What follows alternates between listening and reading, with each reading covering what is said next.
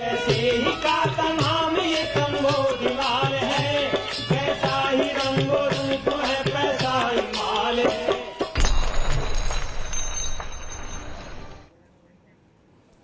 नमस्कार, मैं हूं शुभम शंकर। आप देख रहे हैं मनी 9। स्वागत है आपका मनी सेंट्रल में। मेरे साथ स्टूडियो में मनी 9 के एडिटर अंशुमान तिवारी जी जुड़ गए हैं। सर, बहुत स्वागत है आपका।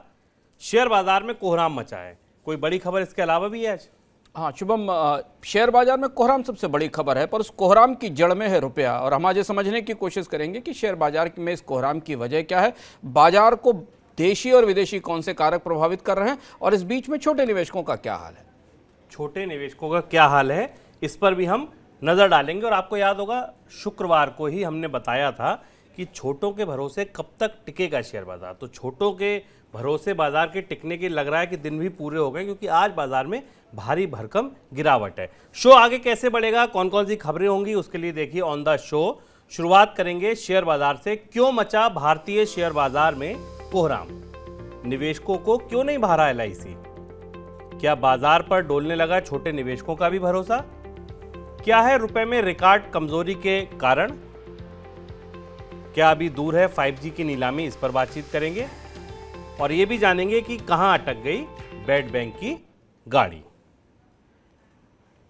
हफ्ते के पहले ही कारोबारी दिन यानी सोमवार को भारतीय शेयर बाजार में जमकर बिकवाली हुई। सेंसेक्स निफ्टी दोनों ही प्रमुख सूचकांक 3% से ज्यादा टूट गए।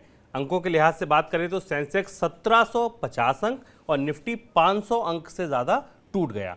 स्टॉक एक्सचेंज पर लिस्टेड कंपनियों का बाजार पूंजीकरण 7 लाख करोड़ रुपए से ज्यादा घट गया है। ये भी कह सकते हैं कि आप निवेशकों को 7 लाख करोड़ से ज्यादा का चूना लगा है।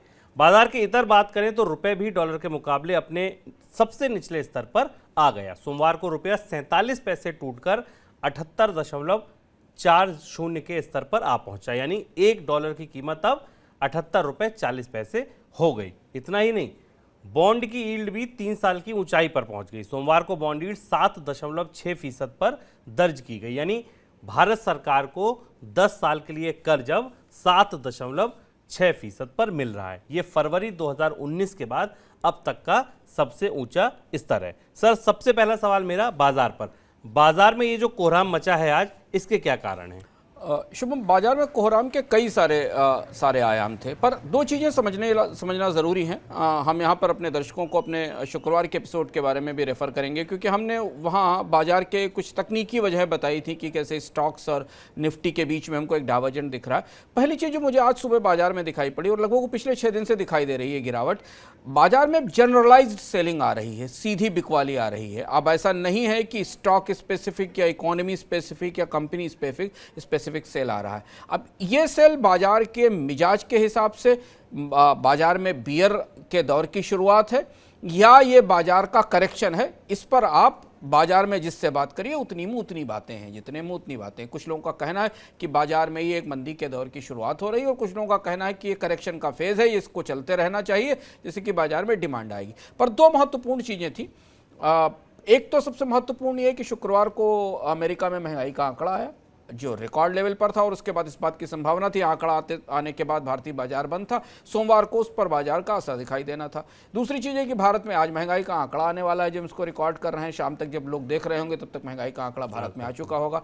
तीसरी महत्वपूर्ण बात है कि बुधवार को फिट की मीटिंग के संकेत आने वाले हैं, इशारे आने वाले हैं। जिस तरीके की परिस्थिति अमेरिका में महंगाई को लेकर दिख रही है, ब्याज दरों में बढ़ोतरी तय है, इसको लेकर कोई अंदाज लगाने की जरूरत नहीं है।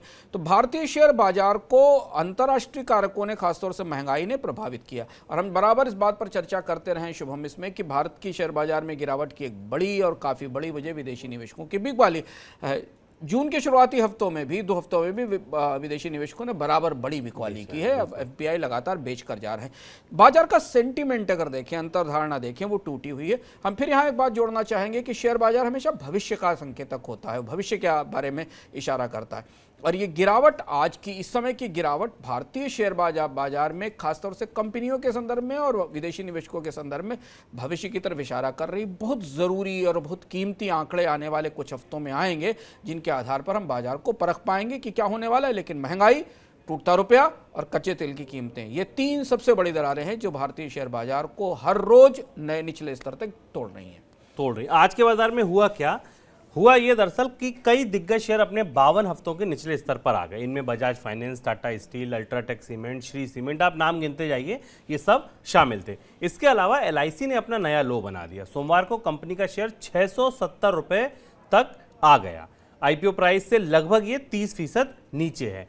आज एलआईसी के एंकर निवेशकों का लॉकिंग पीरियड खत्म हो रहा था और ये पूरी आशंका थी कि जैसे ये पीरियड खत्म होगा तो जो एंकर निवेशक थे बड़े, वो इससे बिकवाली करेंगे, और यही हुआ शायद, और इसकी वजह से एलआईसी के शेयर में ये गिरावट देखने को मिली। सर, एलआईसी पे भरोसा क्यों नहीं बन रहा है? सरकार का भी नहीं दिख रहा है, निवेशकों का भी नहीं दिख रहा है। हालांकि सरकार की तरफ से बयान जरूर आया कि एलआईसी में जो गिरावट है वो टेम्परेरी है, बाजार की वजह से है, ये देर सवेर समझ जाएगा। लेकिन निवेशकों के नज़रिए से अगर आप देखें तो ऐसा नहीं दिख रहा है। एलआईसी को लेकर सरकार में गहरी चिंता है। दीपम सेक्रेटरी का बयान शुक्रवार को आया था, जो अपने आप में बताने के लिए पर्याप्त था कि सरकार का एलआईसी को लेकर कुछ भी ठीक नहीं हुआ। एलआईसी के सारे अनुमान, एलआईसी को लाने के सारे अनुमान, इसके दम पर बाजार में उत्साह भरने के सारे अनुमान एकदम चौपट हो गए। और अब क्या है कि अब एलआईसी से एंकर निवेशक निकलना शुरू कर रहे हैं। जो एंकर इन्वेस्टर हैं, करीब करीब 5.93 करोड़, करीब लगभग 6 करोड़ शेयर इनके पास हैं, जिन्हें उन्हें क्रमशः बेचना है। बड़े एंकर इन्वेस्टर्स में सिंगापुर की सरकार एक बड़ी निवेशक है एलआईसी में। बड़े एंकर निवेशक में नॉर्वे का वेल्थ फंड है, जो कि ऑयल से नॉर्वे का पैसा आता है, वो वेल्थ फंड है। इसके अलावा एसबीआई म्यूचुअल फंड बड़ा निवेशक है, एचडीएफसी म्यूचुअल फंड बड़ा निवेशक है, एक्सिस म्यूचुअल फंड बड़ा एंकर इन्वेस्टर, और 71% बचा हुआ हिस्सा भारत के अन्य म्यूचुअल फंड्स के पास है। अब अगर आप म्यूचुअल फंड मैनेजर की तरह सोचने की कोशिश करें, 940 रुपए का स्टॉक 680 रुपए, 670 रुपए के आसपास आकर खड़ा हो गया है। एंकर निवेशकों के लिए बाजार में कोई होप नहीं दिखती एलआईसी के स्टॉक को लेकर। दूसरी बात, ये लगातार विशेषज्ञ बात कह रहे हैं, सरकार के कानों में जाने वाली कोई ये बात सुनने में अच्छी नहीं लगेगी, लेकिन तमाम विशेषज्ञ मान रहे हैं कि एलआईसी का भविष्य बहुत अच्छा नहीं है, क्योंकि एलआईसी एक इस स्तर पर पहुंच चुकी कंपनी है कि शेयर बाजार में जितनी गिरावट होगी या बढ़ोतरी होगी, उस हिसाब से एलआईसी के भविष्य पर असर पड़ेगा। तीसरी महत्वपूर्ण बात, इंश्योरेंस कंपनीज के कारोबार के जो आंकड़े आए, उसमें निजी कंपनियों का परफॉर्मेंस एलआईसी से काफ़ी अच्छा था। ये आंकड़े बाद में दिखाई दिए। एलआईसी का business model single premium policies पर केंद्रित है, जिस पर हम पहले भी चर्चा कर चुके हैं, और जो निजी कंपनियां हैं उन्होंने अपने प्रोडक्ट प्रोफाइल को डाइवर्सिफाई किया है। सरकार का कहना ये ज़रूर है कि बाजार का सेंटीमेंट ठीक होते ही एलआईसी ठीक हो जाएगी। ये इस तर्क में दम है, क्योंकि एलआईसी बाजार का अल्टर ईगो है या उसका आईना है। एलआईसी की मुख्य कमाई शेयर बाजार में निवेश से होती है, तो अगर शेयर बाजार में बढ़ोतरी होती है तो एलआईसी के स्टॉक्स में भी बढ़ोतरी होगी। लेकिन क्या एलआईसी का स्टॉक हाल फिलहाल में अगले 6 महीने 7 महीनों में उस स्तर तक भी जा पाएगा जिस पर लोगों ने उसे खरीदा था, जिस पर आईपीओ पर अलॉटमेंट हुआ था? यह कहना ना तो सरकार के लिए के बस की बात है, ना मार्केट के बस की बात है। पर एलआईसी को लेकर सेंटीमेंट बाजार का बहुत कमजोर है, क्योंकि ग्रोथ का कोई बड़ा प्रॉस्पेक्ट एलआईसी को लेकर दिखाई नहीं दे रहा है कंपनियों को, जबकि एलआईसी को कमजोर करने वाले कारक ज्यादा मजबूत हैं। अब बात सिप के जरिए आने वाले निवेश की। यही वो तरीका था, यही वो रास्ता था, जरिया था, जहां से बहुत सारे छोटे निवेशकों का पैसा आ रहा था शेयर बाजार में। और यही वजह थी कि बाजार में जब विदेशी निवेशक छोड़कर जा रहे थे तो बाजार को जो थामे हुए थे वो म्यूचुअल फंड के रास्ते आने वाले छोटे निवेशक थे। ये हमने शुक्रवार को भी डिस्कस किया। सर, एमफी का जो नया डेटा आया वो ये बता रहा है कि जो नए सिप खुलने की रफ्तार थी, जो अकाउंट खुलने की रफ्तार थी, वो पिछले 12 महीनों में सबसे कम है। पिछले 5 महीनों का औसत अगर आप देखें तो लगभग 23 लाख अकाउंट खुल रहे थे, जो अब पिछले महीने केवल 19 लाख खुले। 15% की यहाँ पे गिरावट है। क्या ये पहला संकेत है, इनिशियल साइन है इस बात का कि अब छोटों का भी भरोसा शेयर बाजार पर डोल रहा है?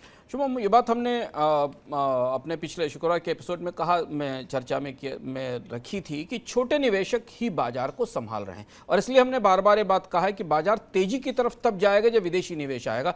छोटे निवेशक अपने स्तर पर संभाले हुए, इसलिए बाजार में करेक्शंस आ रहे हैं। 200, 300, 400 आज बाजार में बड़ा करेक्शन आया। शुरुआत में सुबह 1700, 1800 पॉइंट का करेक्शन आया। वो करेक्शन छोटे निवेशक नहीं रोक पाए। छोटे निवेशकों की पूरी ताकत म्यूचुअल फंड्स के जरिए, एसआईपी के जरिए निवेश का पैसा डालने के कारण, क्योंकि म्यूचुअल फंड मैनेजर्स को भी एक सीमा से अधिक लॉस सहन करने की क्षमता नहीं होगी। तो एलआईसी की स्थिति जैसे हमने चर्चा की है, बाकी बड़े स्टॉक्स जो बाजार में आप देखें, चुनौती यह है कि छोटे निवेशकों का भरोसा जिन म्यूचुअल फंड्स के ऊपर है, उन म्यूचुअल फंड्स का भरोसा बाजार के फंडामेंटल से डिग रहा है।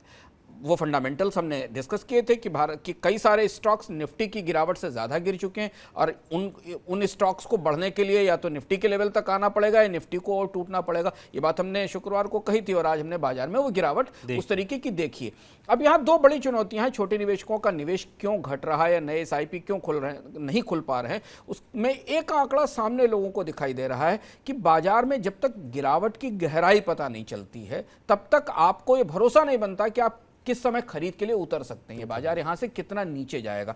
जितने आंकड़े, अलग अलग बातें हैं, चार्ट पर अलग अलग चीज़ें बताई जा रही, और ये वो वजह है, एक वजह है जिसके कारण SIPs का रजिस्ट्रेशन करीब 15% कम हुआ है। हालांकि एक अच्छी बात है इस पूरी परिस्थिति में कि हमने अभी SIPs का जो कलेक्शन मंथली है उसमें गिरावट नहीं देखी है। यानी SIPs की रोलिंग, SIP का रोल ओवर, SIP का इन्वेस्टमेंट जारी है। यानी अभी भी लोग बाजार में पैसा डाल रहे हैं, छोटे निवेशक बाजार में पैसा डाल रहे हैं म्यूचुअल फंड्स के जरिए, और यही वो वजह है कि म्यूचुअल फंड्स अभी भी बाजार को निचले स्तरों से खरीदकर सहारा देने की कोशिश कर रहे हैं शेयर बाजार में।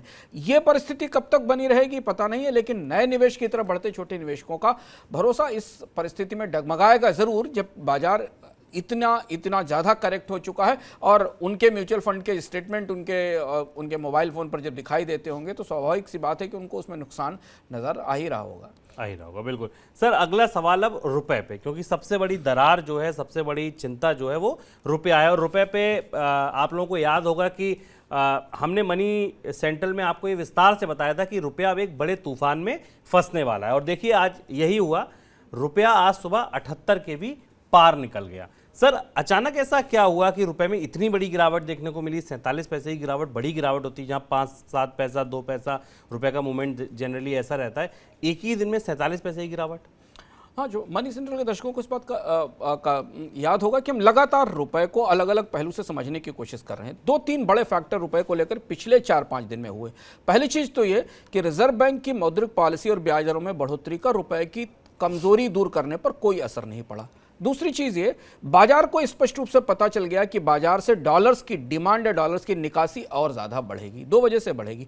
पहली चीज ये, कच्चे तेल की कीमतें अंतर्राष्ट्रीय बाजार में बढ़ी हुई हैं। शुभम, कच्चा तेल और रुपया एक दूसरे की कमजोरी को बढ़ाते हैं। कच्चा तेल जितना महंगा होता है रुपया उतना कमजोर होता है, रुपया जितना कमजोर होता है कच्चे तेल की महंगाई का असर भारत के ऊपर उतना और ज्यादा होता है। इस पर हम आगे कच्चे तेल पर बात करेंगे। बाजार में डॉलर की डिमांड भविष्य में अगले 3 हफ्ते, 4 हफ्ते, 5 हफ्ते तक 2-3 वजहों से ज़्यादा रहने वाली है।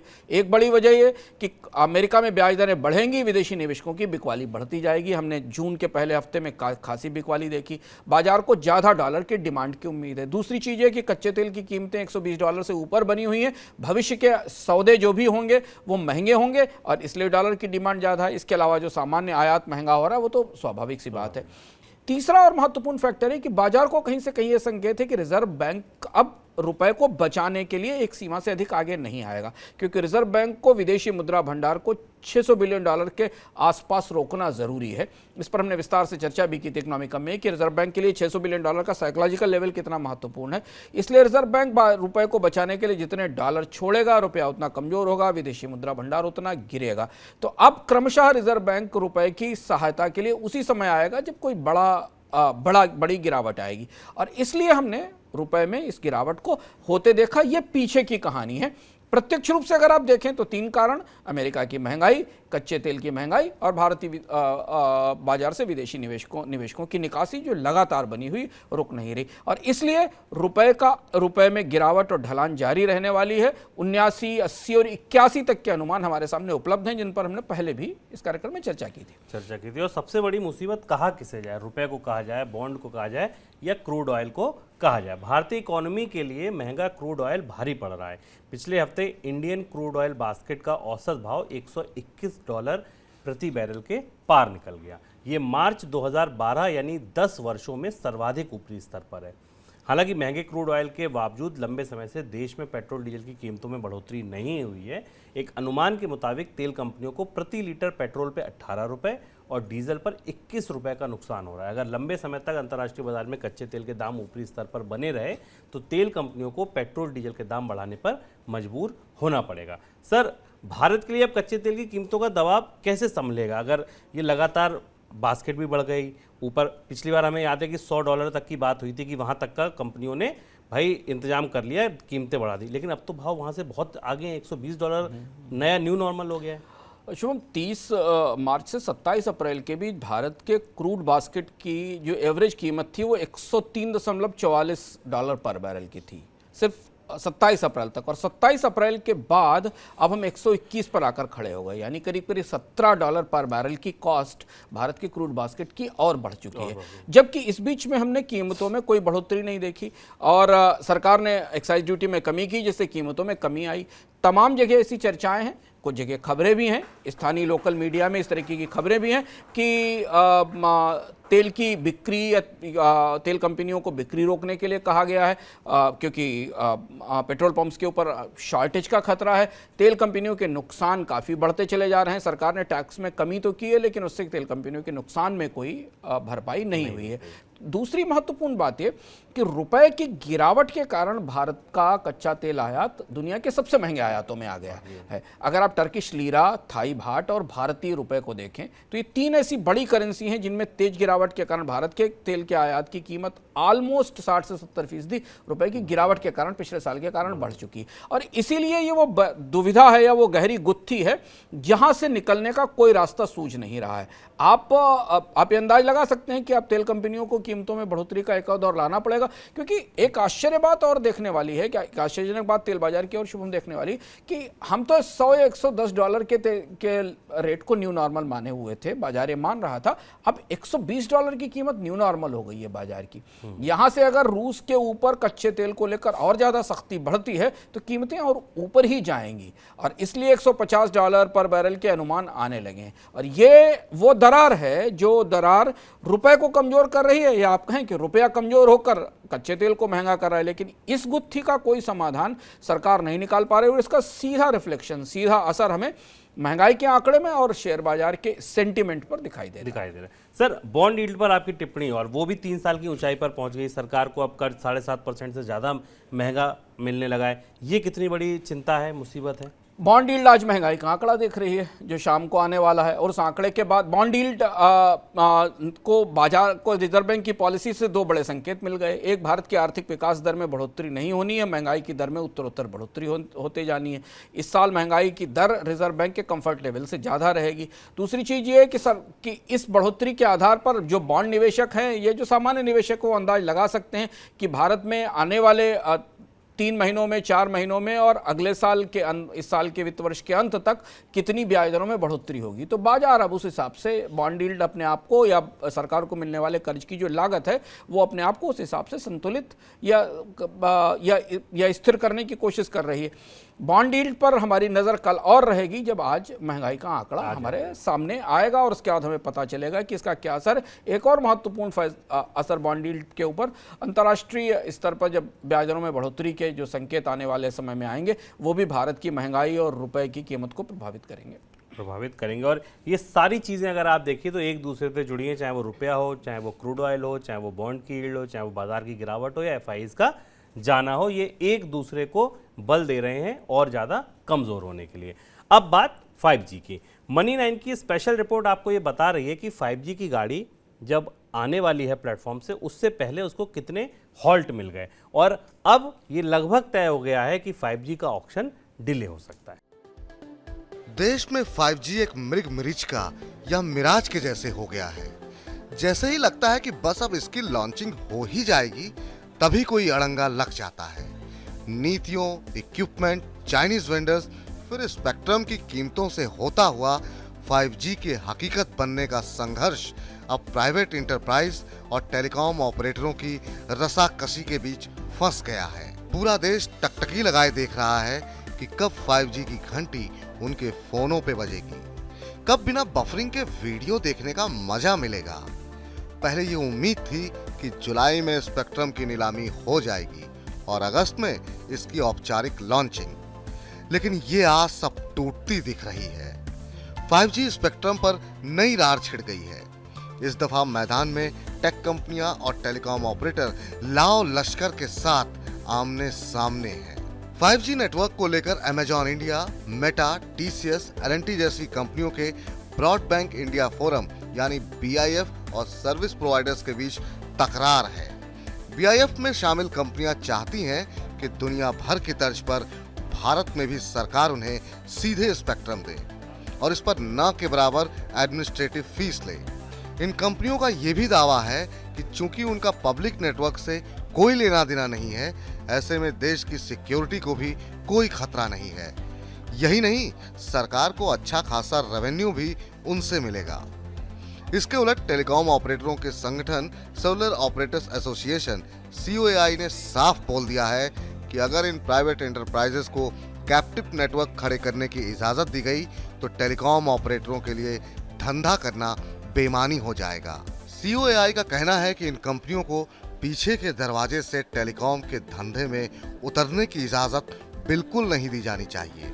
इसके जवाब में टेक कंपनियों ने कहा है कि उन्हें 5G नेटवर्क मिलने से टेलीकॉम ऑपरेटरों को रेवेन्यू लॉस होने की थ्योरी फर्जी है। ट्राई चाहता था कि प्राइवेट कंपनियों को अलग से स्पेक्ट्रम आवंटित कर दिया जाए, लेकिन डिपार्टमेंट ऑफ टेलीकॉम यानी DOT ने इसे खारिज कर दिया। DOT का मानना है कि प्राइवेट एंटरप्राइजेस को टेलीकॉम ऑपरेटरों से स्पेक्ट्रम लीज पर लेना चाहिए। हालांकि इस पर अंतिम फैसला कैबिनेट में ही होगा और BIF को उम्मीद है कि सरकार DOT के तर्क को खारिज कर देगी और उन्हें अलग से स्पेक्ट्रम आवंटित किए जाने पर ही मोहर लगेगी। अब ये सब कवायद पूरी होने में वक्त लगना तय है। हो सकता है मसला कोर्ट भी चला जाए, लेकिन बात यहीं तक रुकी नहीं है। अभी एक मसला स्पेक्ट्रम की प्राइसिंग का भी अटका पड़ा है। भले ही ट्राई ने हाल में स्पेक्ट्रम की रिजर्व प्राइसिंग पर अपनी सिफारिशों में कीमतों को 35 से 40% तक कम कर दिया है, लेकिन कंपनियां इस दाम को भी ज्यादा बता रही हैं।